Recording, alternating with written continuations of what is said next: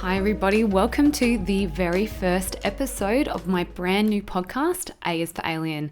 My name's Patrice Johnson, and you may remember me from previous podcasts such as Full Metal Tuxedo. So straight off the top, I'm going to let you know just how I'm thinking that we should structure this new podcast. A lot of you came and said to me that you still wanted like a long form podcast. So what I'm thinking is we will still do it. I'll still try and keep it a 3-hour-ish show. The first hour, I'm going to be introducing the topic, talking about it, talking about how I researched it, things that I found out, things that I thought were cool. And then in the second hour, I'm going to more than likely have a guest on just to talk about things, just to talk about stuff kind of at a more macro level, kind of focus on one kind of aspect of whatever we're talking about that week. And then the last hour will be similar to Full Metal Tuxedo, where I want to talk to you about listener emails and, share your guys' experiences out there.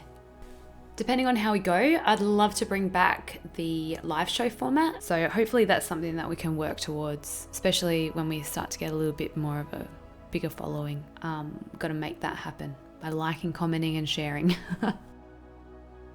If you're new here and you don't remember me from Full Metal Tuxedo, that's fine. You can probably just skip ahead a couple of minutes, because what I'm going to do straight off the bat is just address a couple of things that have been laying heavy on my mind and talk about a couple of things that I feel a little bit bad about, I guess.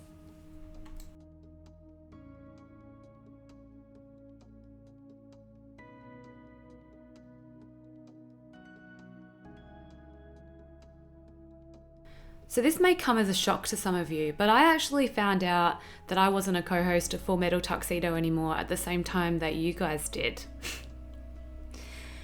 And as you can imagine, considering it was something that gave me so much joy, that I spent so much time invested into, that helped me deal with things through the COVID lockdown, that I put so much of myself into, that I co-created, co-hosted, co-conceptualized from the ground up.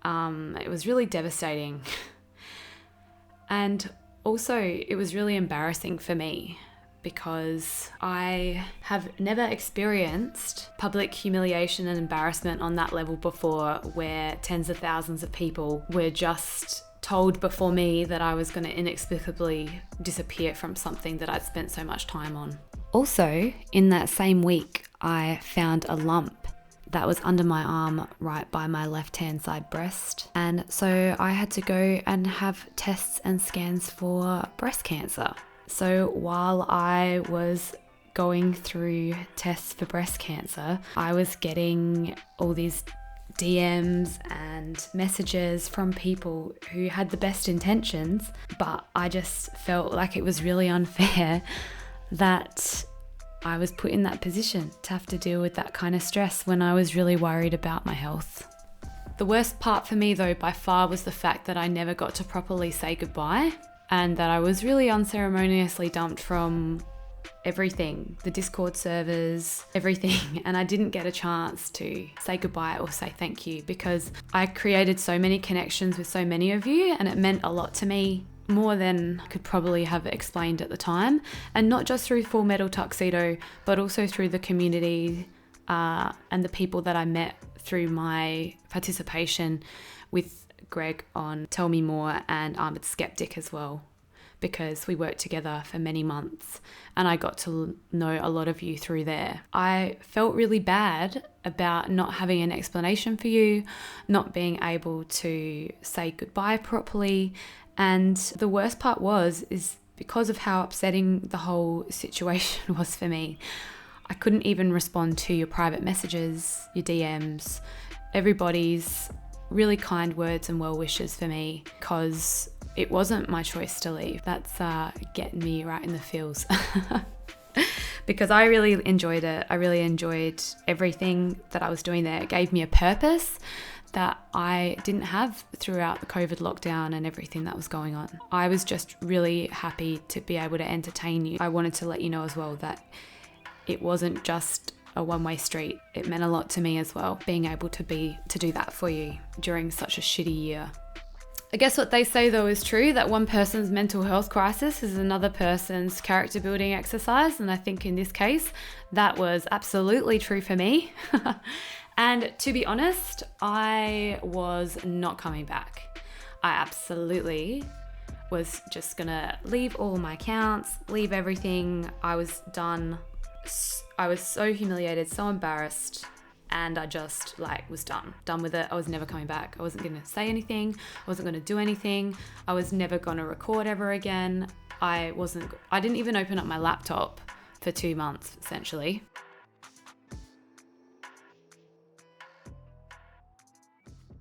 It wasn't until the very recent and sad passing of Dan from Real Life Ghost Stories that I kind of had a bit of a light bulb moment. I was a massive fan of their podcast and a huge fan of their relationship and their dynamic.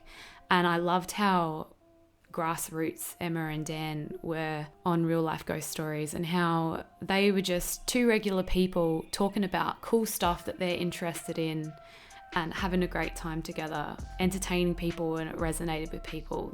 They didn't pretend to be internet stars. They didn't pretend to be anything other than two really chilled out, cool people that were interested in the paranormal and bizarre and crazy stuff. When I found out that Dan passed away, it made me realize life is too short to be not doing things that you enjoy.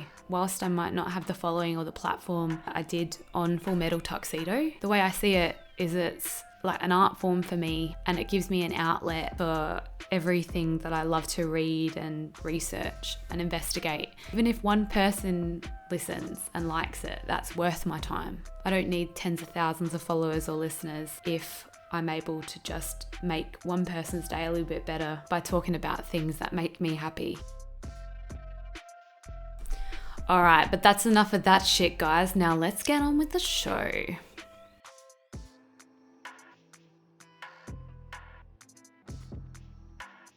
Okay, so this is my first episode, and I'm super excited because I never thought that I'd ever have the confidence or the ability or the know-how or the equipment to ever just go out and do something like this. So I'm excited because I'm working everything from the ground up, and it gives me the opportunity to do things my way. I'm just having fun with it. So I'm glad that you're here for the ride. If you're listening to this, I hope that we can have a little bit of fun together. Whatever it is you like to do when you're listening to podcasts, I hope that you enjoy this.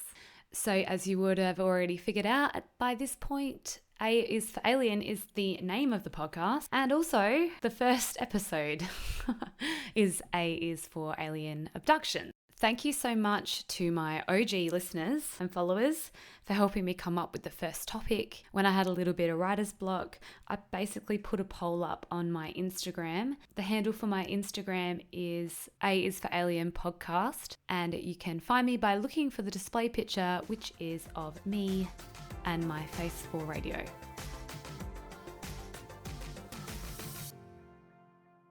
So last week, someone sent me through an email which wasn't a listener story, but was actually a transcript.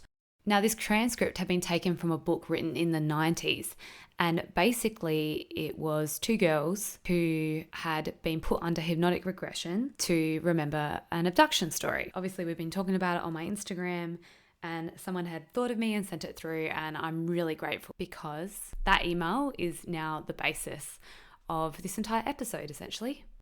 Full disclosure, I'm not somebody who really buys into hypnotic regression as being proof of anything, because I just feel like there's way too much that you can be influenced about under that kind of altered state of awareness. So what I'm about to read to you are abridged versions of transcripts taken by Dr. David M. Jacobs conducting hypnotic regression sessions with two abductees whose names are Courtney Walsh and Alison Reed. They're probably fake names because, I don't know, would you be putting your own name on a hypnotic regression that's going to be put in a book by a famous ufologist? I don't know if you want to be attracting that kind of attention. Courtney. It seems like a screen. I don't know if it really is. There's a picture of an embryo and it's implanted. It's growing and then it's getting harvested again. it feels like a propaganda film. The aliens are saying, "Isn't this good?" Jacobs, when you look at this film and you see them removing the fetus, what do they do with it?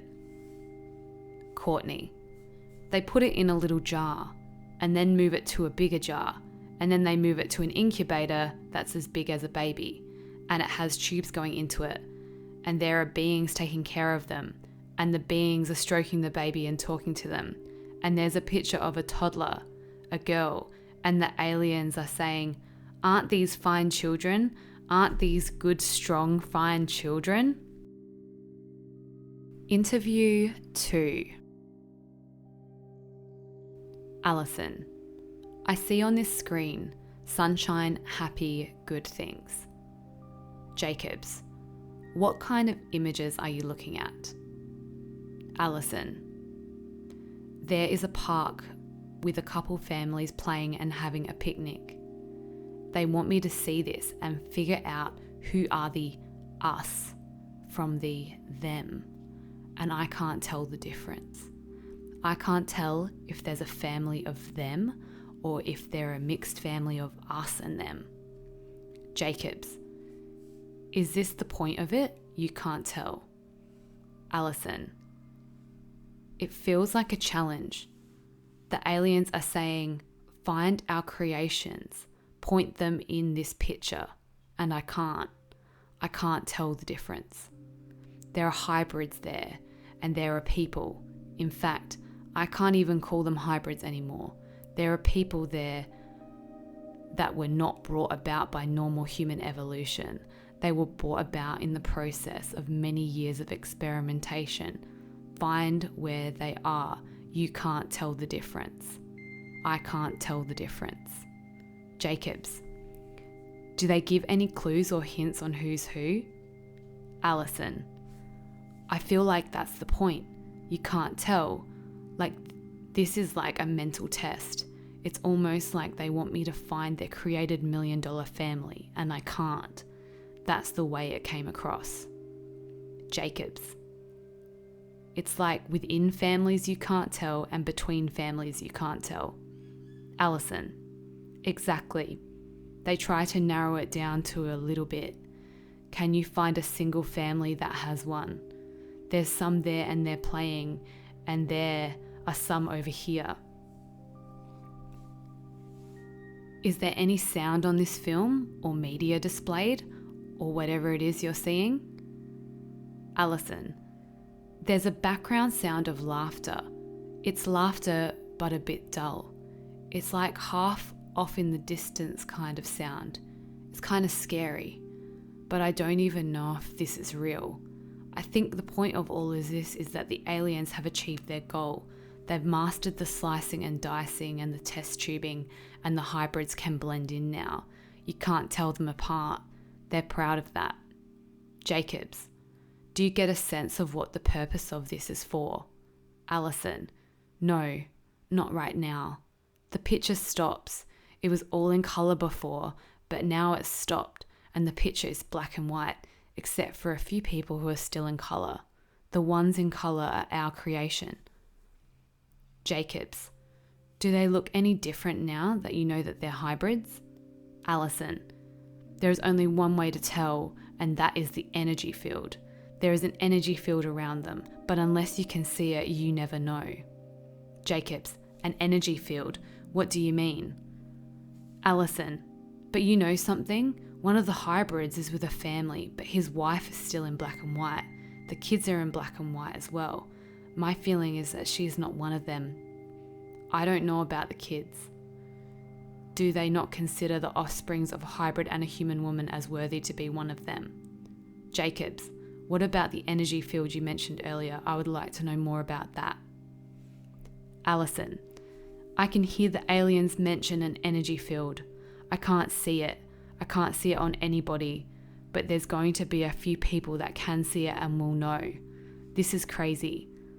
The aliens say that the ones that can see the field and know the difference will create an uprising, and as a result will be subsequently terminated. Okay, so now, after reading this email, I've sat back and lost my fucking shit. So I'm sitting up a little bit straighter and I'm paying a little bit more attention because I have had fucking weird dreams about Screen where aliens have been showing me things and demanding that I know something about these screens. It wasn't like an abduction experience like what these abductees are explaining, but for me, it was like mathematical equations. So for me, I was being shown things like Fibonacci spirals and really intense, it's not trigonometry, what's it called? Algebra. And all these really like Stephen Hawking style equations. And they were expecting me to understand what it meant, and they were expecting me to do something with it and tell me that I had to remember it.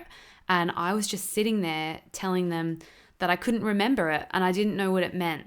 And all that they kept saying back to me was, you have to understand what this means. And this wasn't in an abduction experience. This was just in a dream. It felt like a dream to me. But the weirdest part about it is that there was distinctively a screen and it was set up like a 1950s movie cinema, I guess, would be the only way that I'd describe it. I can still remember it now. Like, it had red velvet kind of curtains. I could still hear the sound of the projector going, and it was kind of in black and white, like looked like a propaganda film. So now I'm hooked. And I did what everybody does in this day and age when they figure out something interesting or they find a little synchronicity in something weird that they notice in their own life, and that is immediately do a Google search. So I looked up this Dr. David M. Jacobs, and that led me to his Wikipedia page, which led me to his website, which is called ufoabductions.com.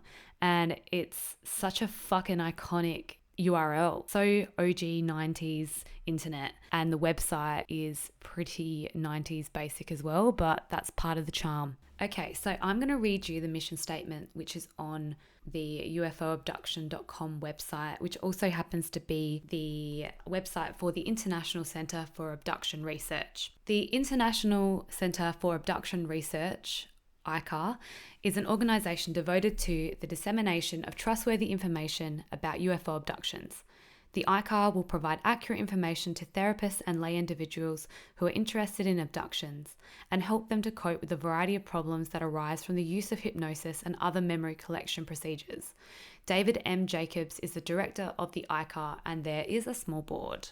And underneath the mission statement on the main page is a personal note from David M. Jacobs, which says, I wrote most of the information on this website based on more than 50 years of UFO research. In addition, since 1986, I've conducted over 1,150 hypnotic regressions with abductees. I've tried to be as objective and as agenda-free as possible. I have no New Age spiritual, religious, transformational, or transcendent program to promote. I try to stay as close to the evidence as I can. However, there is no possibility that I have avoided error. The majority of evidence for the alien abduction phenomenon is from human memory, derived from hypnosis administered by amateurs. It is difficult to imagine a weaker form of evidence. But it is evidence, and we have a great deal of it. Still, readers must be skeptical of what I say and of what all others say in this tangled arena of alien abductions, hypnosis, popular culture, and memory. Abduction researchers are mainly amateurs doing their best to get to the truth, knowing that objective reality may elude them.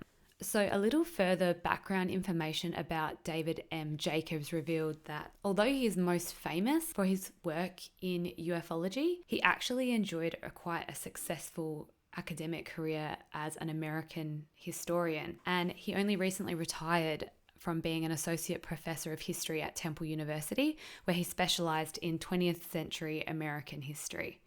I'm not sure if that gives him any more credibility than anybody else, but I feel like it's a pretty damn good place to start. In 1973, he obtained his PhD from the University of Wisconsin-Madison in the field of intellectual history. So the best part is he wrote his dissertation on the controversy over unidentified flying objects in America. A revised edition of his dissertation was published as The UFO Controversy in America by Indiana University Press in 1975 and sold out. He then became a faculty member of the Department of History at Temple University and specialized in the history of 20th century American pop culture. Being honest with you here, that would probably have to be my dream job. How fucking cool to have your whole career in an academic capacity just talking about aliens and how they affect pop culture. That's wicked. So since that time, he's gone on to write 5 books on the topic of UFOs and alleged alien abductions. But it's kind of been in recent years that things started to be a little bit more kind of ominous. He started to argue that, the evidence from his research was kind of a proof of human-alien hybrids engaging in a covert program to infiltrate human society with the end game goal of taking over the Earth. So Dr. Jacobs was criticised not only by people who believe the whole alien abduction experience is a load of shit, but also by people who take a more positive view of alien abductions. And I think a lot of the basis of this criticism comes down to the subjective nature of how a researcher of hypnotic regression interprets the results that they receive. So where Jacobs sees infiltration, which is a negative connotation, others might see that as an integration, which is a positive. How do you take such a subjective matter and report on it objectively? I agree with that sentiment because it goes from being proof of anything then to just really being your opinion, which isn't proof of anything. It's just proof that you've looked at something and, inferred or hypothesized. Carl Sagan even criticized the methods used by Jacobs and stated that, any of these abduction experiences could be attributed to either mistaken identity or faulty memory. I'm a little bit confused as well about whether or not he had any proper hypnotherapy training, because Martin Gardner, who was a popular science writer and mathematics writer, directly quotes, "Although Jacob has had no training in psychology, psychiatry, or hypnotherapy, he uses hypnotism to induce his patients, now more than 700, to develop strong memories of horrendous abductions, even though many patients had no such memories until hypnotized. Jacobs is convinced that 5 million Americans have been kidnapped at least once by aliens. One female patient who worked in retail sales had, according to Jacobs, 100 abductions in 1 year, an average of 1 every 3 days. Adding to that, Susan Clancy, who's an American cognitive psychologist and associate professor in consumer behavior, highlighted problems associated with abduction research because things such as faulty memory retrieval can be done by hypnotists who lead patients into remembering memories that they never had before, so effectively being implanted by the person who's hypnotizing. Clancy also had a problem with the fact that Jacobs didn't consider sleep paralysis as an explanation for these abduction experiences, but Jacobs would argue against that argument by saying that numerous cases people reported that they were fully awake and conscious, and therefore sleep paralysis wasn't a tenable hypothesis. To be honest, as someone who has had sleep paralysis in the past, you can tell I never felt like I was awake and conscious when I had sleep paralysis. I knew that there was something distinctively wrong with how my body was operating. So for me, there's one person who is synonymous with the alien abduction phenomena, and that has to be Travis Walton. I couldn't do a podcast on alien abduction without at least touching on Travis Walton's story, because for me, it is one of the greatest UFO stories of all time. I'd say it's probably the most famous alien abduction story. Maybe the Betty and Barney Hill story gives it a bit of a run for its money, but I feel like this story just has it all. So the story goes that on November 5th, 1975, 22-year-old Travis Walton was working with 6 other men in the Apache Sitgreaves National Park near Snowflake, Arizona. Around sunset, they'd all packed up and they were about to head back into town.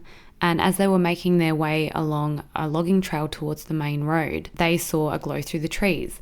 And knowing that it couldn't have been the moon and that it wasn't a forest fire, Travis urged one of the other men called Mike Rogers to check it out. So when they reached the clearing, Travis jumped out of the truck before it had even stopped. And what they saw hanging right in front of them was a clearly defined metallic craft, which they say was about 40 feet in diameter, hovering about 15 feet off the ground. So what happened next shocked the shit out of everybody. So everyone in the truck started losing their shit and they were screaming at Travis to get back in the truck. But he said that he was transfixed by this thing and he genuinely didn't think that it would be around by the time he got close enough for it to be dangerous. So he started walking towards this thing and it started making strange noises as if it was coming alive. Before he could think of what to do, a greenish blue light came out of the craft and struck him in the chest, flinging him to the ground.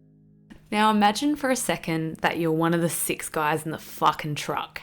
They fucking legged it out of there, man. They left the 22-year-old dumb kid behind, just hightailed it fucking straight out of there. And for me, that's the most relatable part of this fucking story. Like, not only have you seen a UFO, you've seen a UFO shoot one of your fucking friends. I'm not hanging around. Eventually they came to a stop and that's when the arguments began because Mike was like, come on boys, we have to go back and get Travis. You know, we just left him there. Like, we don't know if he's dead. We don't know if he's alive. We have to go back. But no one else really wanted to go back for him because they were really afraid of what they've just seen. Eventually, they all agreed that they had to go back for Travis because if nothing else, if he was dead, they couldn't just leave his body out there. So they went back and in the clearing, there was no ship and no Travis. So they got out and they began searching for him. Finally, they kind of realized that he was like proper gone. So they drove back into town and the whole way back into town, they were trying to figure out whether they tell the police or not because some of these boys were rough and they didn't want to get the cops involved because they'd been in trouble with the law before. Some of them thought that the cops wouldn't believe them. So basically they're like reporting a missing person who they were all there with and then next minute they're not. Like, how are you going to tell that story? And if you don't tell the truth, what are you going to tell them? And then that just will incriminate you further. So yeah, they didn't want to say that they'd seen a UFO and that their friend was missing.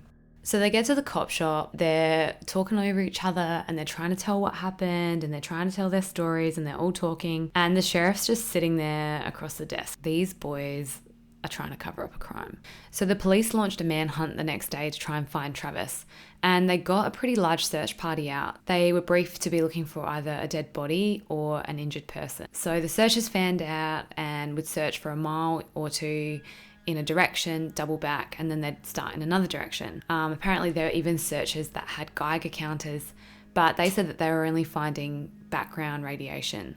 So Mike suggested that the guys with the Geiger counters should scan the boys that were in the forestry gang that were with Travis when he disappeared. But because they'd all changed their clothes and showered, the readings came back as normal. Then he had the idea to go and get their hard hats and see what would happen when the Geiger meters ran over their hard hats.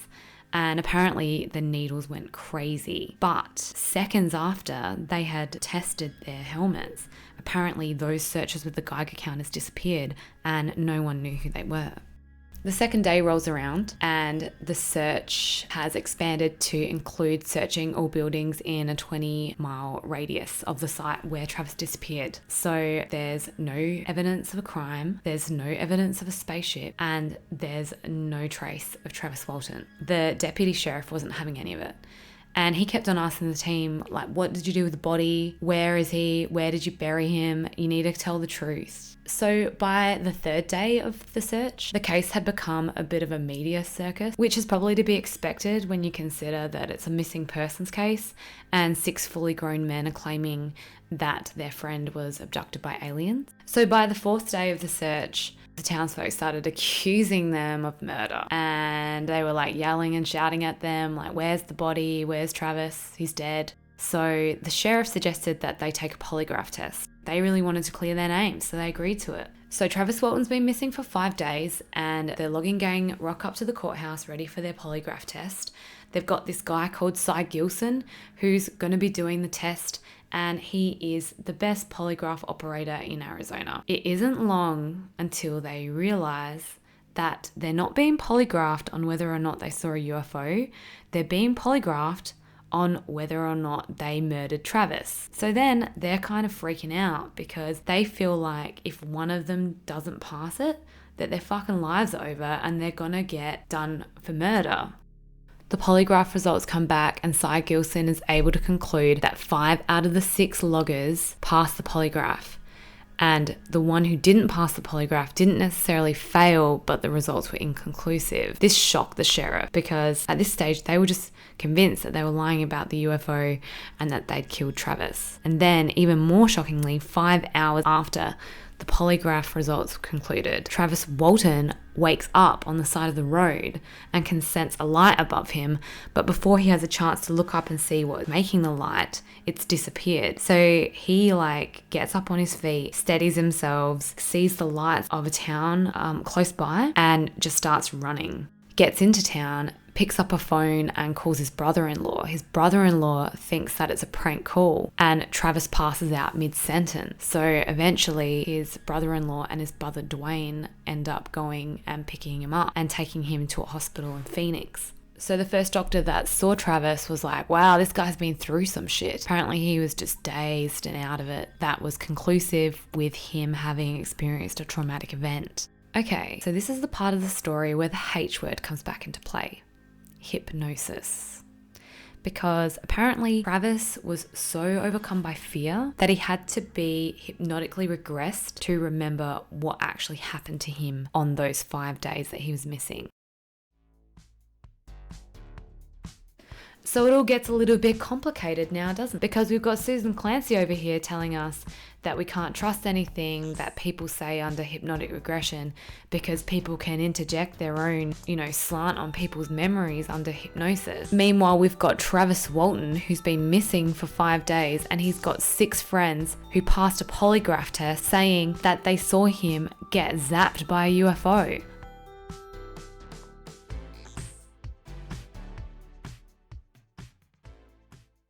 So after Travis was hypnotically regressed, he remembered things about his abduction experience that he didn't remember when he was just in a normal state of consciousness. Basically, he came to and he woke up on this table and he thought that maybe the logging crew had taken him to a hospital, but pretty soon he realized that the creatures that were around him weren't human. He noticed that they were really small, so he tried to grab the kind of closest object to him and wanted to fight his way out of this room. Basically what ended up happening was the creatures kind of just backed off and left the room. And so he ran out of the room and into this other room where he could see a chair, and it was almost like a control room, I guess. So he was looking at this chair and he said he was still really frightened. He felt more relaxed when he saw that there was no one sitting in that chair, but he kind of went up to these controls and tried to touch a few of the buttons, pull a few levers, and it was at that point he became aware of a presence behind him and saw that there was an entity that looked like a human. And so he kind of begged this human to help him, but the human seemed indifferent. Instead, he just kind of grabbed him by the arm and led him down the hallway. From there, he was led into a room where there was another 2 human-looking entities, and they tried to wrestle him down onto the table. He was trying to resist them. He saw that one of them was wearing a mask, and he was trying to grab his fingers around the edge of the mask so he could pull it off. But it was at that point that the hypnosis session ended, and he didn't see what was underneath the mask. So in 1978, Travis wrote a book called The Walton Experience, detailing his claims. And that book then was the basis for the 1993 movie Fire in the Sky. But what I'm about to say next is something which made me think more seriously about the validity of the claims that people make under hypnosis. So in 1993, when the Walton Experience was being made into Fire in the Sky, Paramount Pictures decided that Walton's account was too fuzzy and too similar to other televised close encounters. It's that term, too similar. So David Jacobs' website outlines that there is such a thing as a typical abduction event, where the complex series of events and procedures directed by the abductors to passive or control abductees happens, and it happens with regularity and uniformity across the world, across a whole heap of different people, whole heap of different experiences, whole heap of different hypnotists. So most abduction accounts follow this order of events. Capture, when the person is captured by the aliens and taken aboard the craft. Examination and procedures, so that's generally when the physiological, psychological examinations happen, and sometimes there might be like simulated events or testing and training which happens. Then generally there might be some kind of communication with an alien, whether that is telepathic or, if they're speaking to them. Then sometimes they'll get like a tour of the ship, or they'll be taken somewhere else. So they'll be like shown a different solar system, or they'll be shown the planet from outer space. Normally then they will experience a loss of time, and after that they're then returned. And so when they return, they realize that they have a loss of time or new injuries, or they're not wearing clothes that they wore when they were sleeping. And then normally after that, they then deal with psychological, physical and social effects of an abduction, which they may or may not remember directly at that time. I guess the skeptical argument is that the alien abduction narrative is so ingrained in our pop culture now that basically anybody who's had any kind of exposure to a pop culture science fiction alien story would be able to easily recreate their own abduction experience if they were guided under hypnotic regression. But I don't know. What do you think? Is it enough for pause? Is it enough to make you think about it? Especially thinking, how is it possible that multiple different hypnotherapists seemingly get the same result? Like, is it that simple as it's in pop culture and that's just what people think? Or is there something to it? Let me know in the comments. Okay, so I hope you can stick around, because up next I'm about to be joined by my guest and best friend, and we're going to do an alien abduction questionnaire together and figure out if we could in fact have been abducted by aliens. Okay, everybody, as promised, I'm sitting here now with my guest and my best friend, holistic counselor, energy healer, Reiki master, clairsentient, claircognient, Benjamin Burns. Benj Burns for short. How you going, Ben? Hello, beautiful soul. Are you excited to talk about aliens? I am, actually. Okay. Yeah. So Ben has a YouTube channel called the New Earth Channel with Benj and Gabby, and they do amazing YouTube videos on, what's your series on at the moment? So we're doing a 7-part series on the chakra, cleansing and balancing, and we look at the underactive signs, the overactive signs, and how to actually balance the chakra. And we write our own meditations, which you can purchase to continue with your healing journey if that's what you're interested in. Yeah. Mm-hmm. And spiritual based, anything on the mind, body, soul. We talk about different things. Yeah. And you can find Ben on the New Earth Collective on Instagram as well. So that's always good, because it's spirituality with a little bit of humour. That's what we like. Yeah. Because you got to have fun. I think what's laughing good for? That's good for your heart chakra, isn't it? Yeah, joy. Or is it your throat? Bit of both? Probably both, yeah. Bit of both. Okay, Ben. So from your perspective as an energy healer and a holistic counsellor, what are your thoughts on hypnosis? Well, I've done NLP and timeline therapy, and certainly hypnotherapy is part of that. Look, if it's done correctly, I think it's very powerful. It does come down to the practitioner, and I think it also does come down to how open or suggestive the client is. And they say that 20% of the population can't actually be hypnotised. So when we think about like the Travis Walton case and the fact that he didn't remember what happened to him in those 5 days until he had hypnotic regression, do you think that he could have had those memories implanted by the hypnotherapist? Yes, possibly. The subconscious mind is a powerful tool. Sometimes you need to, manipulate that to get the story out correctly. But I guess the issue with the Travis Walton case is that there were so many witnesses that actually saw it happen. And I guess that's a thing when it comes to events such as alien abduction, that on its own, hypnosis isn't a great tool to explain what happened. But I guess when you're looking at it in conjunction with other pieces of information, at least it helps to fill in the gaps a little bit more, because if absolutely. it really... It's a tool. And that's it, because if it is something where you're kind of like, that's something hadn't gone the way you wanted it to, or you're blocking something out. Like they use it for post-traumatic stress and things like that, don't they? Hypnosis, or at least even being put in some kind of trance so that you can actually heal. Trauma. Any sort of trauma, recovering information Because the subconscious mind it's amazing what gets stored in there, you know. Do you feel like you need to take it with a little grain of salt though? Like even when it's something, like say if you were healing something in yourself, is the possibility that it's a false memory that hasn't been remembered properly. If it makes you feel better and able to move on from your trauma, then that's great. But when it comes to... I think if it resonates, even if it doesn't, if you don't really understand, but if it resonates and does make you feel better, then that's a good thing, you know. And I know, you know, in meditation and things like that, sometimes you don't know the answers for things, or some things don't quite make sense, but, you know, you might remember something a couple of days later which will answer that or make it more clear. Because obviously this ICAR, International Centre for Abduction Research, it has information here for therapists and for people who have been abducted, and it's got a questionnaire on here. So obviously the purpose of this website, the purpose of this research is to fundamentally help people heal from some kind of trauma that they feel like they're experiencing, whether it's real or not. Would you agree? Yes, I'd agree with that, definitely. I guess in a way, this questionnaire would be really interesting because it would be healing in some way to feel like you're getting some kind of answer, or at least even somebody that's listening to you that's taking your experience seriously, like whether or not it's imagined or not. Look, there's a lot of things that happen to us that are unexplainable, and, you know, I guess it's the way that culture is, the way society is, the way that we're programmed, and, you know, it's scary to talk about that because you don't want to be judged.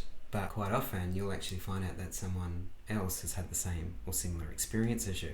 Exactly. And so I could imagine that if you genuinely believed that you've been abducted by aliens, or even if you'd noticed that there were strange things that have happened in your life, and I'm really interested to look at this questionnaire and find out how many of these questions we've experienced, but also in the comments section and in emails after this, to find out how many of these questions actually resonate with people who are listening to this. Viewers. I mean, how many accounts does it actually take before they actually pass something off as real?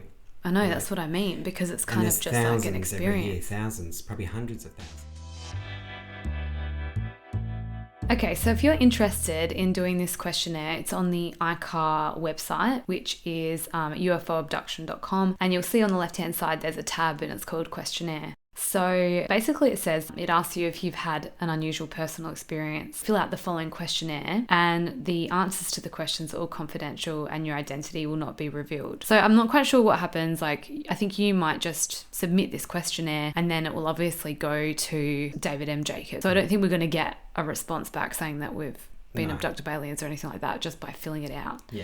So looking at the screen here, the questions it's asking are pretty arbitrary, like your email address, the date, your age, gender, where you live, if you've got a partner, your partner's job, and your children's names. The partner's job's pretty interesting. I wonder if that's there because maybe a lot of people who are abducted have got partners that come from a military background. Possibly, yes. That might be the reason why they ask a question like that. I wonder if there is like a certain partner's occupation that tends to be more abducted than not. I wonder if it is like people in the military tend to have more experiences. Clearance jobs or government jobs even. Because that would be interesting, people that know sensitive information. Wow, I hadn't even thought of that until I just saw that then. Okay, so when it gets to the question component of the questionnaire, after you've answered all of the information about yourself, it's got boxes to tick, yes or no, and it also asks for a description if you answer yes. So are you ready for these questions, Ben? We might be finding things out about ourselves today that we didn't know before. Fire away. And we've been friends for 10 years. Yeah. So we might be revealing parts of ourselves to the internet that we might not want to. Alrighty, so fire away, here we go. Question number 1.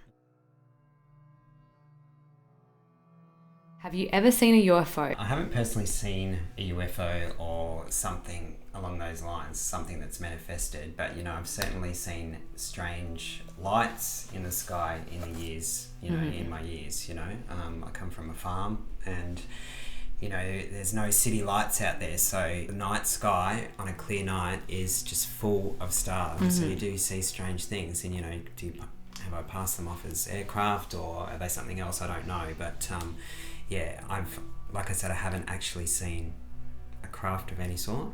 Yeah, have had a couple of strange experiences which were unexplainable. Yeah, which I can get to later. I haven't seen an actual craft, but I've seen strange lights. Yeah.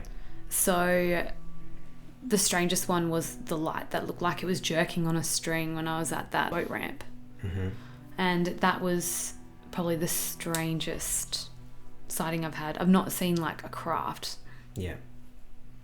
So, yeah, I feel like if you'd seen a craft, you could just probably skip forward a few questions, couldn't you, on this questionnaire? Yeah. I mean, we spend most of our time looking down, don't we? You know, or what's in front of us. We don't look up. So, you know. Well, I knew when I saw... If you saw... sat there all night and watched, like, would you see something? I don't know. One night I was looking at the stars and I saw Elon Musk's satellite train and I almost died. Yes, I've seen that too, actually. Because for that split second, you're just like, oh my God. It is strange, isn't it? It's like a line of lights. It is really strange. Yeah.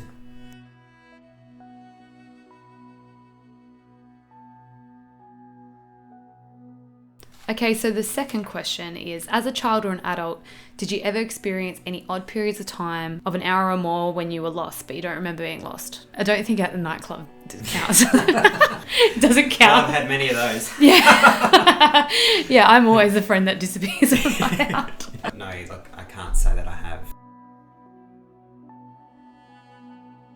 Do you have any scars or marks on your body that neither you nor your parents can remember how you received? Look, I have a mole in between my eyes that sort of arose after I started going through my spiritual awakening, and it's exactly where my third eye is, all right? And I always thought that was quite an interesting thing to happen because I am clairvoyant and connected psychically, so... Could be an implant.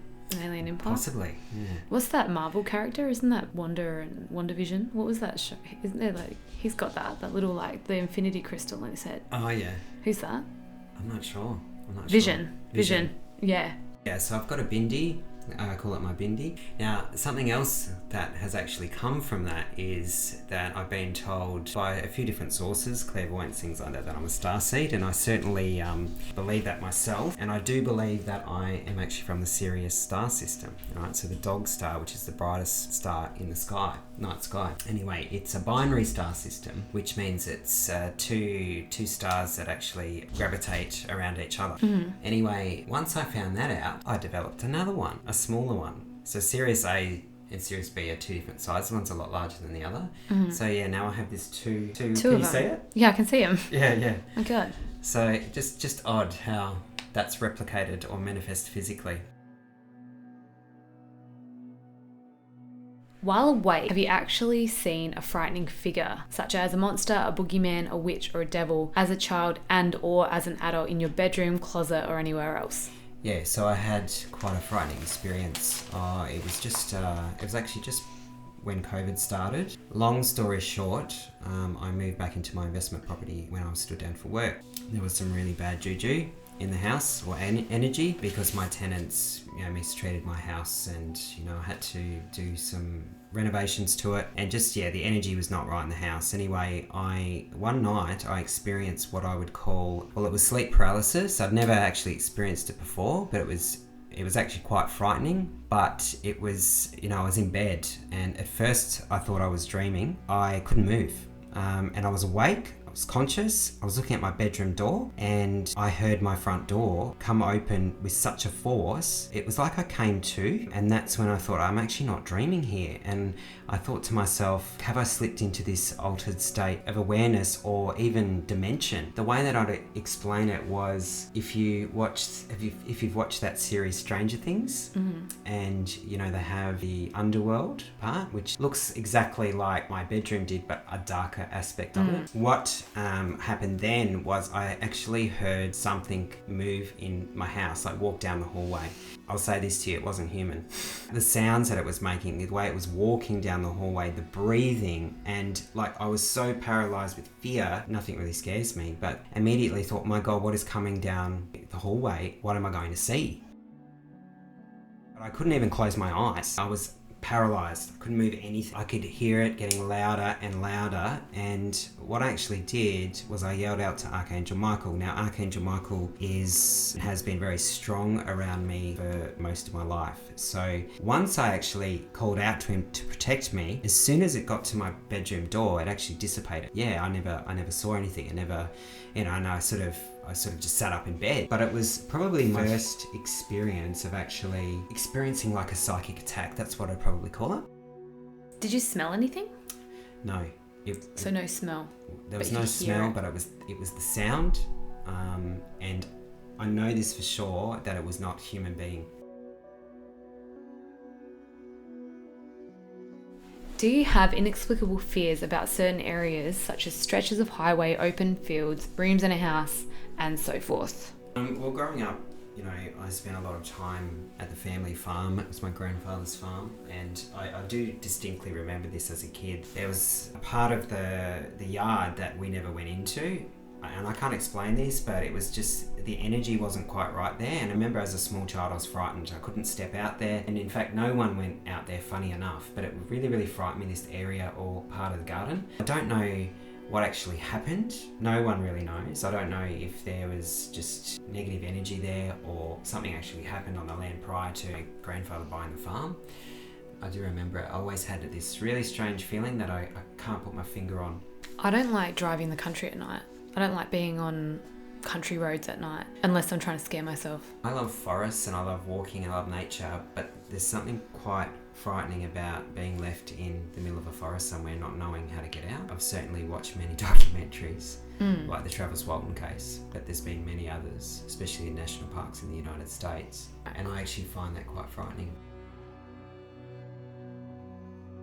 Have you actually left your body or had unwanted or unexpected out-of-body experience before? Yes, I believe so. I don't remember, but I have had experiences where I've woken up and I felt like I've fallen into bed. I haven't actually remembered, and I don't know whether my vibration wasn't high enough or something. I don't know whether I was having astral travelling or whether I was having some sort of out-of-body experience. I've had one time where I was meditating and I was actually trying to have an out-of-body experience. I've tried myself and I just haven't been able to, whether I'm putting too much. The method that I had used is like you meditate but with your hand in the air. So it keeps you kind of semi with it because you have to focus on having your hand in the air so you don't like kind of fall asleep or get too much into a trance. Yeah.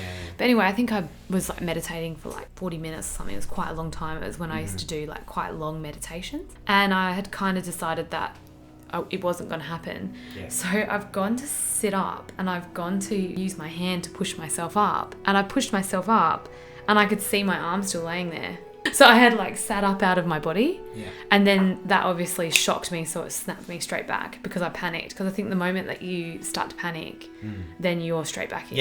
Yeah. Exactly. So I was like and then straight back in. So that's probably the only time I've had an out-of-body experience. I can't say that anything's taken my consciousness. If it did, it didn't feel, I wasn't conscious of it. It felt like a dream state.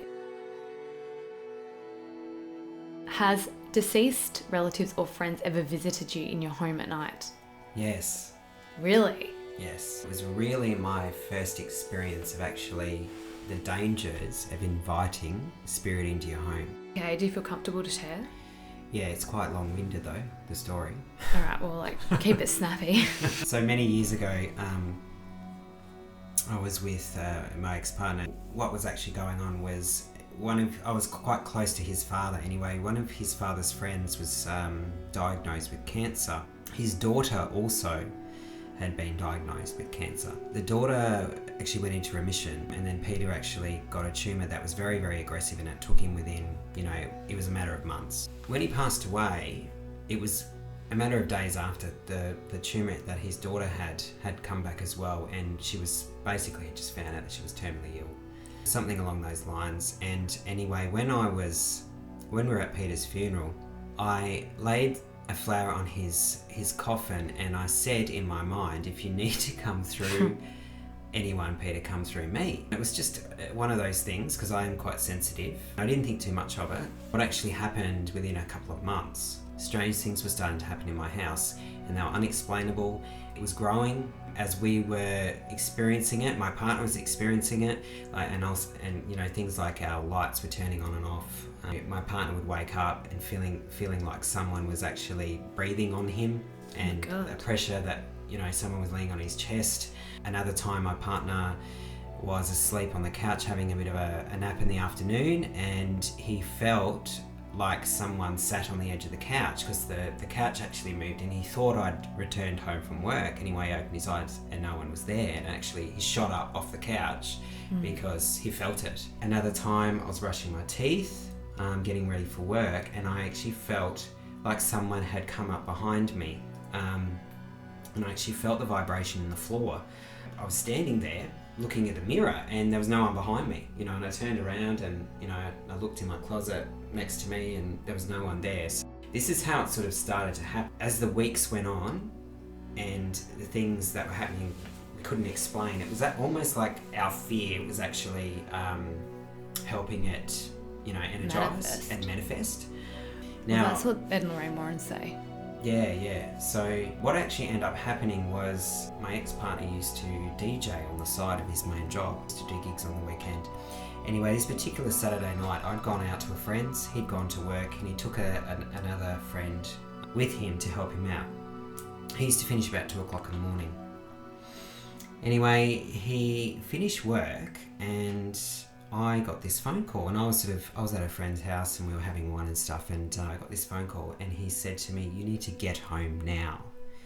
And he was quite panicked, quite frightened, and I thought, oh God, what's happened? Has someone died, or has someone broken into the house, or and he wouldn't actually say. He was just like, "You need to get home now." And I thought, God, and I've jumped in the car and I've raced home, and it took me about half an hour to get to him. I put my car in the garage, I went in, and here he was with this friend of his that he took to work, and they had my crystal pendulum out, and they were asking it questions. They were almost like having this seance. I thought, God, I've never seen anyone use a crystal pendulum for that. I use it for Reiki and things like that. A lot of people use it for that. Yeah, and I don't use it for that, because I don't like to conjure stuff like that up, because you don't know what you're bringing that into your home. That is essentially conjuring. Yeah.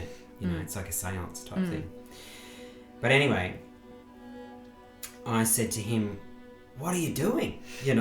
What is going on?" And he said, "Ben, I got home, and my house is on a corner block, and he used to drive around. He'd drive around and then reverse the D-Day trailer up on to the driveway into the garage. Anyway, he's come around the corner, and all the front lights were on, and the front door was wide open.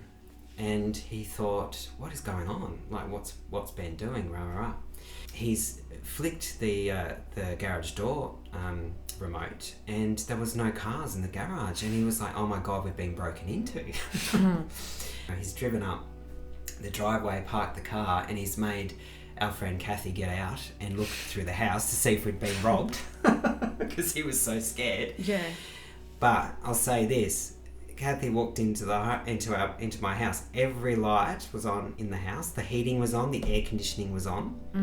The TV was on, and we had a dog at the time, and the back door was open just enough so he wouldn't get in the house and out the front door. Anyway, nothing was taken. Very, very strange. So this thing, or whatever it was, had gathered all this energy and manifested itself. So, and we were like, okay, so there's something definitely in the house. And anyway, I sat at the table. We played with this pendulum for hours. I was sitting there thinking, and I thought, oh my God. And I remembered what I'd said at his father's friend Peter's funeral. I said to my ex-partner Carl, I said, oh my God, I know who this is. He said, who? And I said, it's Peter. And he said, what do you mean it's Peter? Why would it be Peter? And so then I explained myself, and he went, oh my God. Anyway, what I did then was I said, Peter, if this is you and you're trying to get our attention, like, show us a sign. And no shit, people. Yeah. I'm close to them. We had a big plasma TV on the wall. Anyway, it was switched off.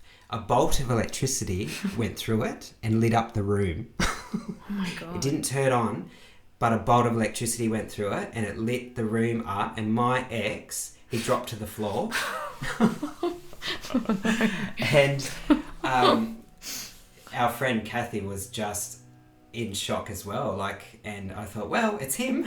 It's definitely him. Long story short, I think what I was getting intuitively was he's here because his daughter's about to pass away. Okay. Because the tumour had come back aggressively. Carl's dad was really close to the family, and I said, Carl, I think Peter's here to take his daughter, and I think he's trying to tell us. I think we've got to tell your dad. And he's like, what do you mean we've got to tell Dad? And I said, you've got to tell your dad. He's here. It's very strong, obviously. Anyway, he said, I can't tell my dad this. I'm like, no, you're going to. Yeah. I said, because this is, he's obviously got a message for us. Anyway, he rang his father at 2:00 in the morning, and he said, Dad, I'm not on drugs. He said, but this has happened. And he goes, I think your friend Peter is haunting our house. Anyway, he said, quite calmly, he was very diplomatic man. He said, Carl, we'll talk about it in the morning. Oh, no. And he said, Dad, I'm not on drugs. He goes, I don't think you're on drugs. He said, we'll talk about it in the morning. Anyway, so the next day we've gone over there, and Carl's explained what had actually happened. Carl's dad said, look, a lot of strange things been happening to me the last couple of weeks as well. I've been lying in bed, or I've woken up like someone is breathing on me with their hands on my chest, trying to get my attention. And my ex's father had diabetes, and he'd think, oh God, I need to get up and check my sugar levels. So he'd get up and do his little tests. But he had a couple of strange occurrences as well, so he wasn't surprised what had happened. So that was really the end. But it sort of showed me that you've really got to be careful what you invite in, because sometimes you can invite really negative energy in, or even demonic things. I will say this, when we got home that day, there was a couple of lights left on that we knew that we switched off. But what there was on the front porch, there was this perfect circle of flower petals, and I can't even explain how it happened, because they were from different flowers, different species of plants, but there was multiple petals, and they'd blown up on our porch at our front door, and like a perfect ball. Wow. It was the most strangest thing I've ever seen. And I said straight away, he's thanking us for doing that, because anyway, we'd gone inside, and we were sitting there talking about what had happened, and at the same time, Carl and I both looked, and on top of our refrigerator or fridge, we used to have all these beer coolers. Anyway, when Peter died, his obituary, when you hand out the bit of paper with their photo, he decided to have these beer coolers made with his face, or his family did, sorry. Anyway, it said Peter Ellis, rest in peace. And anyway, we put that up with all our other beer coolers. Anyway, it was just strange. Carl and I looked at the same time, and we saw this beer cooler, and it had been turned, and all we could see was Peter in peace on the angle that it was on. And so we knew that we'd done the right thing. But God, just mayhem, caused absolute mayhem. I forgot to say this too, I had actually someone that come in and cleanse the house, who was a friend of mine, pagan. And she said there was something in the house that didn't want to leave, and it was in our bedroom. And that actually that frightened my ex-partner. But that continued on. She tried to get rid of it, and it was quite angry, because he didn't want her to be there, because he obviously had a purpose. Religious visitation is really interesting, because a lot of people say, both for aliens and for demons, that they can appear as religious figures. Yeah, you know, be very careful. It's one of those things where you do hear of people seeing angels and they're really aliens. That's the whole ancient alien kind of theory, isn't it? Well, if you think about how religion depicts aliens, they're winged humans that are from the sky. Well, even the way that the Bible describes them, like the descriptions. I don't think there's any descriptions of aliens in the Bible. There's no descriptions of aliens in the Bible. No. But I think the descriptions of angels. I think that's why we don't know the truth. Yeah, well, I think... or one of the reasons. I'm trying to remember. I feel like it's then in the New and Old Testament, there isn't really descriptions of angels, but they are in the Book of Enoch. Oh, yeah. I think in the Book of Enoch, the descriptions of angels are quite scary. They're the ones that have got 17 different eyes, and they're like flaming wheels and things like that. Yeah. Look, the way I depict angels, or the angelic realm, and the way that they come to me, and I've certainly read this, multiple times or from different sources, is light. They come to me as light, and they show me an outline of an angel, but I really experience them as light, and it's more the feeling that I get from them. Yeah. That I know that they're high vibration, you know. Okay, so you don't think you've seen a religious vision that was actually No. an alien? Nothing that was like... I feel like that question is more like, did an angel come to you and tell you need to step into the light? Yeah, it was something And it was an demonic, so- angel, yeah. Yeah, it's really about, I think, making sure that you ground and protect yourself, that sort of stuff.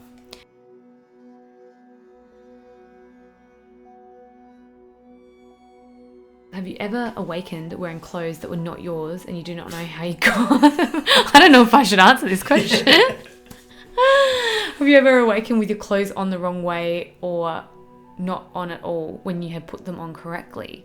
See, that happened to Betty Hill. Yeah. And she actually kept it. Yeah. So that was part of her kind of collection of things where she had a nightgown that wasn't hers. Oh, wow. Yeah, so when they had redressed them, they'd given put her the wrong clothes one. on. Yeah. That's just so... I love that detail because it's just so like... It's like an admin... it's like an admin problem. Yeah. You know, like they've just, you know...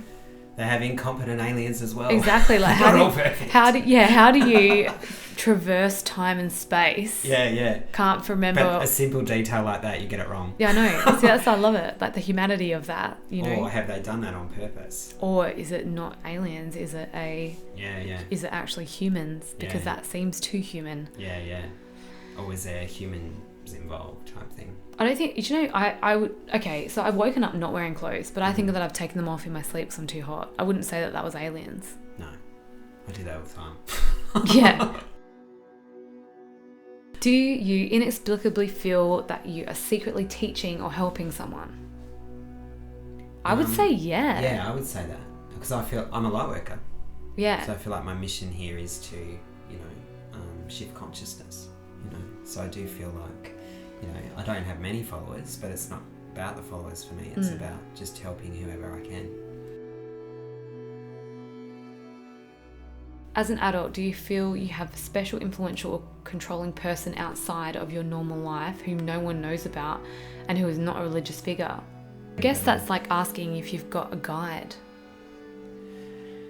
Yeah, I think I've got many guides. Yeah. Yeah, I experience spirit guides all the time. But as you know, some people say you've got one spirit guide that stays with you, but I've never experienced the one. I mean, you have. Yeah, I have. Yeah. I do. I have one which... The blue woman. Yeah, exactly. Yeah. So for me, that is something she's, she claimed to be...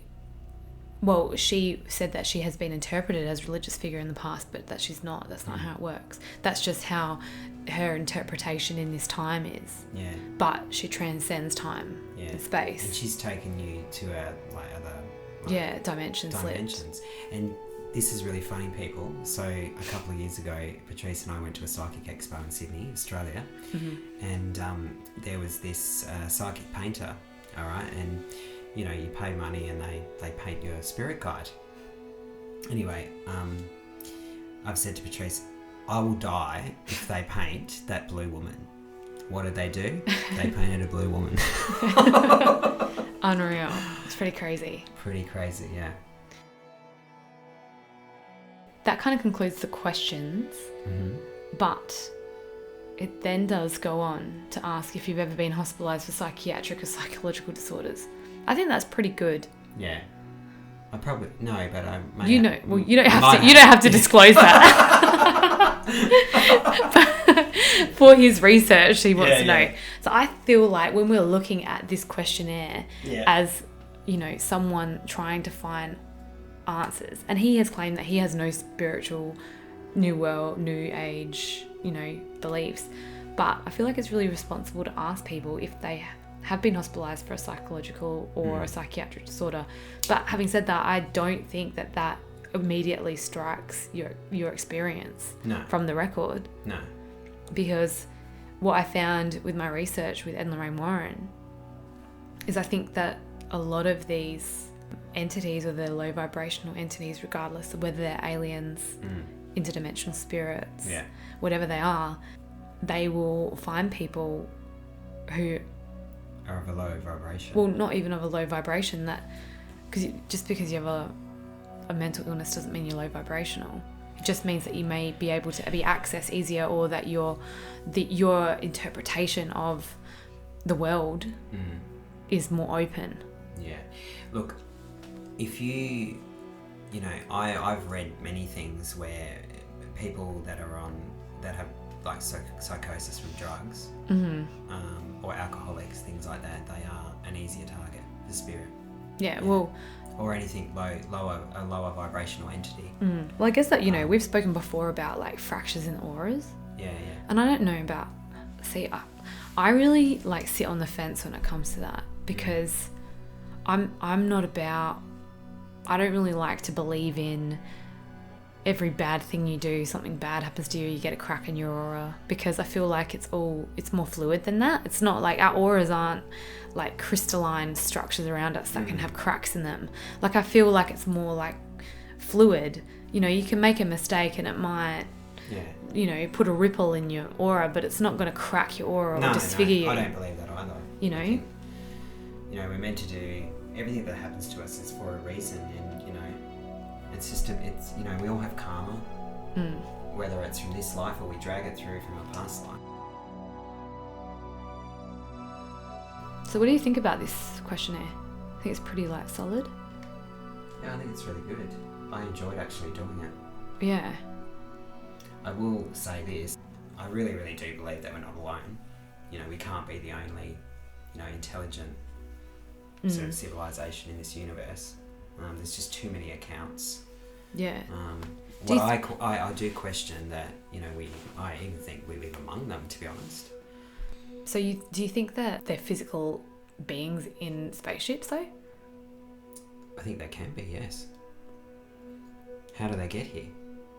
That's what I mean. Like, are they interdimensional? Like, have they always been here, but we just can't see them? I think, you know, as far as getting in a spaceship and driving from here to the end of the solar system, I don't think they do it like that. I think it's interdimensional, yes, but they are in some sort of craft. Yeah. And whether, you know, because there's portals and things open up everywhere, you know, especially on ley lines on the planet. Well, you know, this is what I've researched. They seem to be in these ley lines on the planet, or high energy centers, or fault lines, or you know, things like that. Well, I guess that, you know, a good kind of analogy to make is we can get in a plane and fly to America and it will take us a day. Yeah. Or I can be on the internet and talking to somebody in America instantaneously. And I'm a real still tangible person. Yeah. It's just that I have a different conduit, but it's still my consciousness that's communicating with that person in America, just because I'm not physically there. Yeah. So there's infrastructure in America that allows me to communicate to people in America. Yeah. So who's to say that these like small grey aliens or whatever aren't just some kind of conduit for a conscious being somewhere else? Well, who's to say they're not us? You know, well, 1,000 years, you know, in advance, when they're travelling back through time, you know. I saw a really interesting quote the other day actually, which said we're mentally prepared to find little grey aliens on a different planet, but as a society we are not prepared to find another outcrop of humans, because we have no way of explaining that in our history. Well, it will actually destroy history. It will turn everything completely upside down. Well, I just feel like there hasn't been enough of a noise made about the fact that I heard in multiple mainstream news, like media outlets, a week or so ago, that there's heaps of space agencies going back to Venus because they think that there's possibility of life on Venus. And they're willing to spend all this money to go to different planets, which, you know, what's really going on there? I always question that. Yet all these phenomena, all these other things are actually happening on the planet, they don't put any money into it, you know. Certain countries will, like Norway. There's I can't think of what the lights are called. We've got the Min Min lights in Australia, but it's a very similar thing in Norway. Yeah. Not the Northern Lights. It's not like no, it's not the Northern Lights. It's a light phenomena, and I know. Well, even those fireballs that come out of the river and stuff in China. Yeah. And it's almost like these lights have got their own consciousness, their awareness, and you know they'll come close to you, and you reach out to them, and they move away. You know?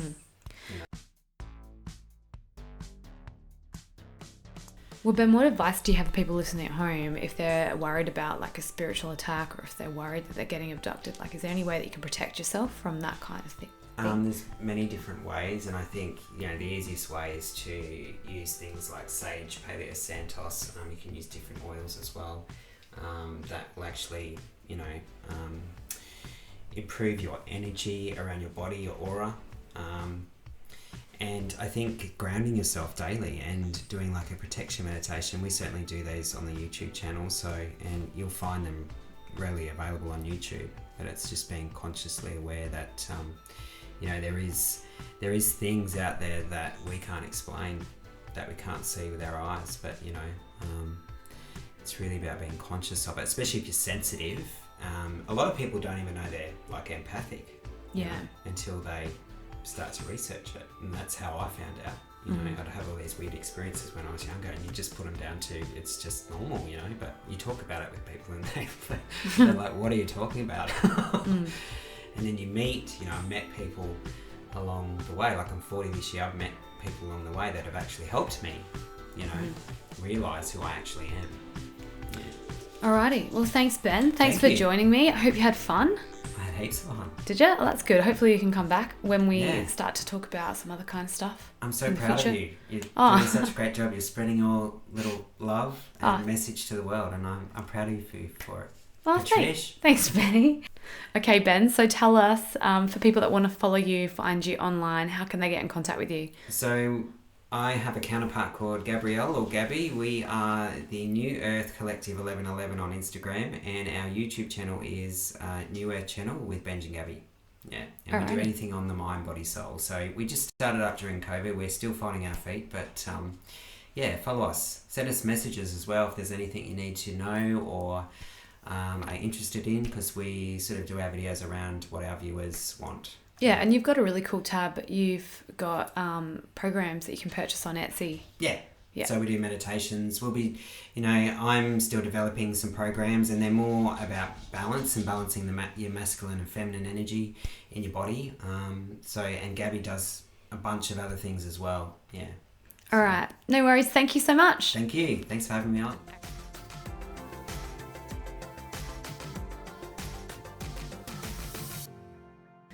All right, so my favourite part of making podcasts the way that I do has to be, hands down, the listener emails that you guys send me on the daily.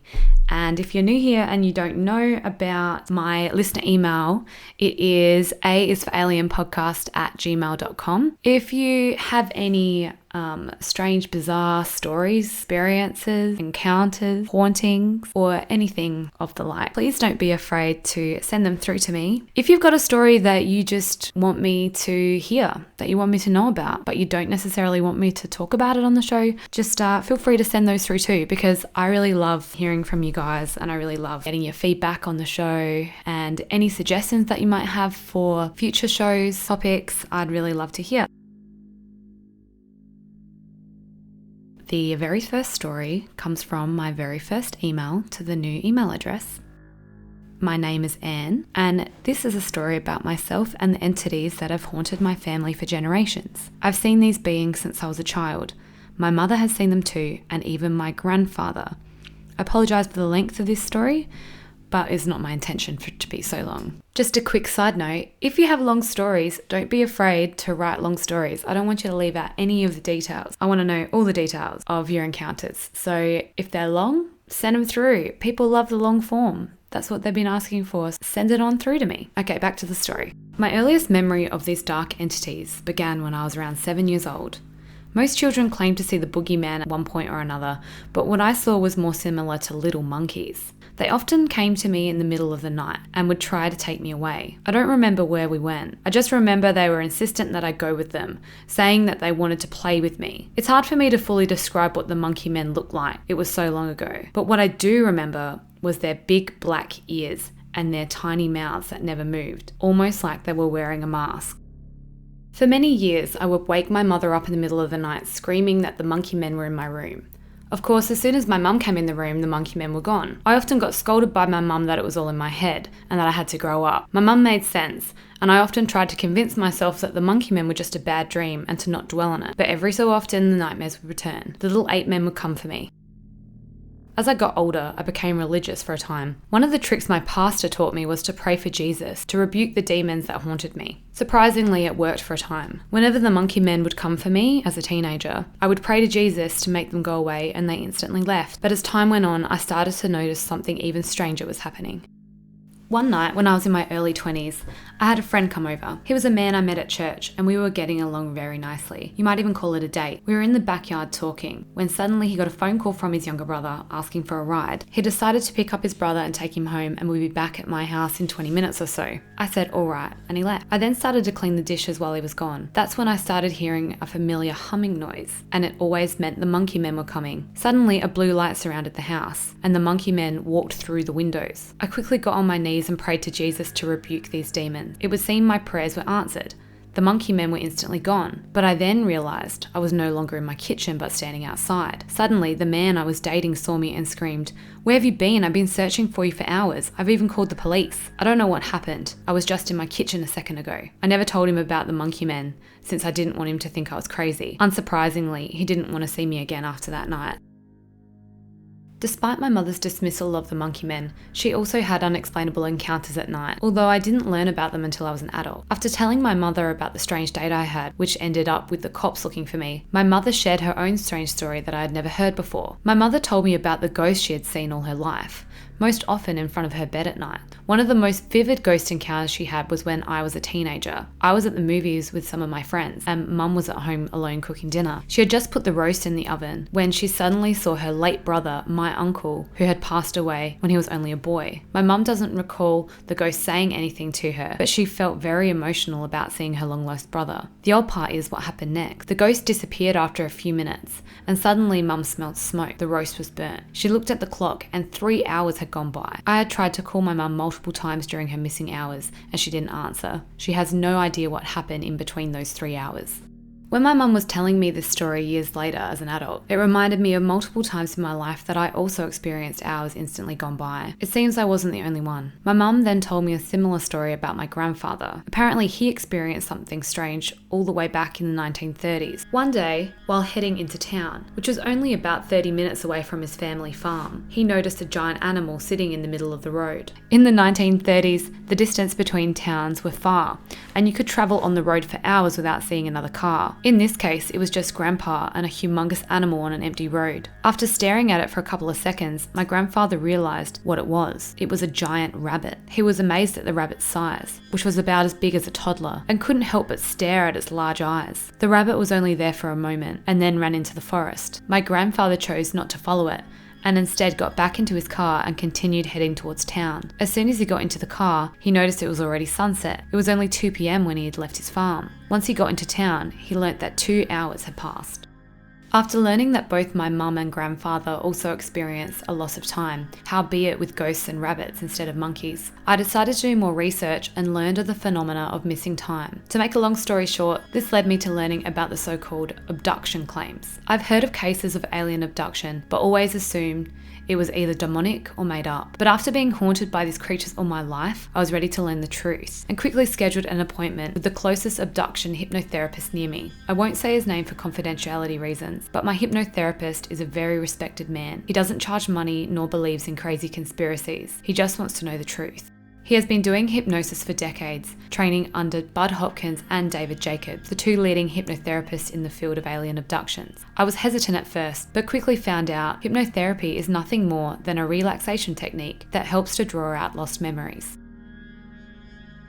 I spent many sessions with him, each time exploring a different part of life. As the memories became more clear, I realised the monkey men weren't monkeys at all. They were little grey men with giant black eyes. I don't know if my brain assumed they were monkeys in order to cope with what I was seeing, or if these greys implanted the image of monkeys into my mind to confuse me. Either way, The greys would come for me since I was a child. Once you look into their eyes, you lose all control. It's like being paralyzed. They would get me from my bed and take me into a bright white room where they would perform medical procedures and take eggs from me. Most of the examinations had a reproductive aspect to it. The greys that did the medical procedure were taller than the ones that took me. The greys that come for me are about 3 foot tall. The ones that did the medical exam, the doctors, look just like the 3 foot greys, but they are taller, about 5 foot. The tall greys always seem to have a wider range of emotion, while the small greys just follow orders. The tall greys would sometimes have conversations with me telepathically, although most of the conversations were them telling me to stop screaming. On one occasion, I saw a being that looked completely different from the greys. The creature had similar large eyes, but stood 8 feet tall and had the appearance of an ant or praying mantis. This mantis was giving orders to the tall greys.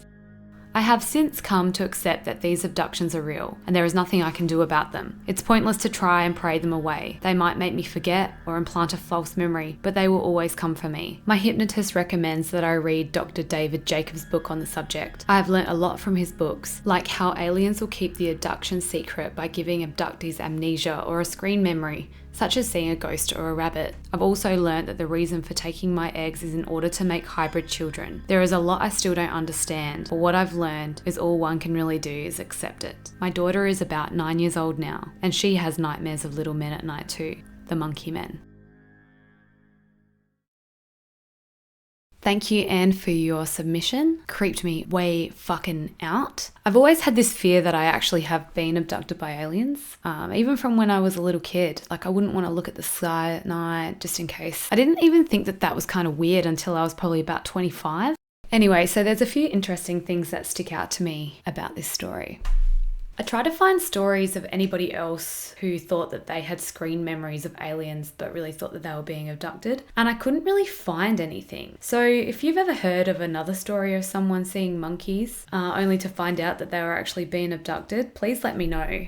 Either send me an email, or if you're on YouTube, put a comment in the comments below, because I kind of found that a little bit weird, because monkeys are kind of scary and they do look like humans, and we have this kind of archetype image of a grey alien that abducts us, you know, so you'd think that it would almost make sense if another common image that people saw when they were having an abduction experience was reverting the opposite way. Like, you know how people say that we are afraid of grey aliens because they kind of have that uncanny valley quality to them. So I would have thought that there would have been way more instances of people seeing monkeys in their room. So falling short of that, I looked up what monkeys mean in dreams. And apparently monkeys in dreams symbolize instinct, deceit, intuition, betrayal, immaturity, childish behavior. So generally not a good sign if you're seeing a monkey in your dream. But yeah, I don't know. I don't think that you were actually having dreams, especially considering it was like a reoccurring nightmare and they always look the same. The next thing which caught my attention was praying in the name of Jesus. I've always found it so intriguing that even for non-religious people, if they pray in the name of Jesus, it seems to stop alien abductions. It gets me thinking, like, what does that mean? If praying stops an alien abduction, or makes you think that it stops an alien abduction, does it mean that these creatures are demonic? And if so, like, what does it mean to be demonic? Does that mean that religion is real? I was sitting back thinking about this after listening to your story, and I wondered if the act of praying is not actually Jesus or a sky daddy that's protecting you, but maybe it's like a much older like ritual or rite. It's like a protection mantra that's your higher self telling whatever creature to stop, you know, like whatever our soul is that transcends, you know, our human form. Maybe by praying to God, we're praying to our higher self that stops whatever these entities are. I'll call them entities because at this point we don't know if they're interdimensional, demonic, physical aliens, or, you know, a figment of our imagination even. What stops them in the name of Jesus? Is it Jesus, the actual character, or is it the act of prayer and the act of reflection, or is it an act of mercy when you're asking for salvation? I don't know. Let me know what you think. Humming noises are really commonly reported with this kind of phenomena as well. And some people say that it's not like a humming, but it's more almost like an infrasound. And I think, that kind of sound I've heard too, but when I'm meditating. And a lot of people say as well that people hear that kind of humming noise before they astral project. I don't know, maybe that has something to do with, it's not like the humming of a spacecraft, but maybe it is something which happens when you're in that altered state. And maybe that is further evidence that you really did have some kind of abduction experience, because you felt like you were, almost shocked into an altered state where people hear that humming noise. Missing time, classic UFO abduction experience. Reports of generational abductions are really common as well, especially when it comes to people who believe that they are being abducted for their genes and for hybridization. Normally, it's found that if someone thinks that they've been abducted or have had strange abduction experiences, that their mothers or fathers have also been abducted and experienced things like that. So the grandfather story doesn't surprise me. But one part I did love about the grandfather story, though, is that it reminded me of one of my favorite cryptids, which is the puka, which is a Celtic cryptid. Basically, it's a shapeshifter that normally looks like a giant rabbit, and it can be considered a bringer of both good and bad luck, and could help or hurt rural and marine communities. The emailer didn't say where they're from in the world. Giant kind of animals like that in the middle of the road, that just feels a little bit skinwalkery to me as well. Okay, so once again, thank you, Anne, for emailing me. And just as a reminder, if you're listening to this and you have a story that you would like to hear my views on, please feel free to either send an audio submission or a written submission to my email address. It is aisforalienpodcast@gmail.com. Love hearing from you. Just make sure you let me know if you want me to use your real name, or if you've got another handle that you'd like me to use, or if you'd like to remain anonymous. That'll all help me out a lot. Thank you.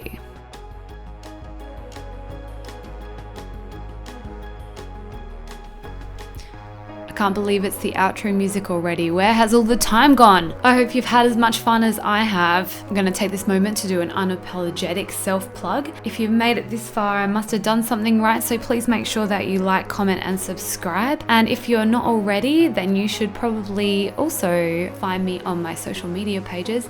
I'm on Instagram as A is for Alien Podcast. Also, if you do so feel inclined, I do have a Patreon account set up, which is quite boring at the moment because I have 0 patrons and this is my first episode and there is no bonus content. So I really don't blame you if you don't want to sign up for that today, but you know what, it's always there. It is A is for Alien Podcast and you can find me there. I'd also like to say thank you to everybody that sent me emails this week, especially to my email submission Anne, and also to my guest Ben for joining me in the second part of the show to talk about alien abduction questionnaires. Thank you so much. I love you all. Thanks for your support. I'm glad to be back and I can't wait to see you next time, where we will be talking about, I'm gonna say B for Bigfoot because that's my second favorite after aliens. B for Bigfoot. Hope you can make it. All right, bye-bye. Love you. Bye-bye.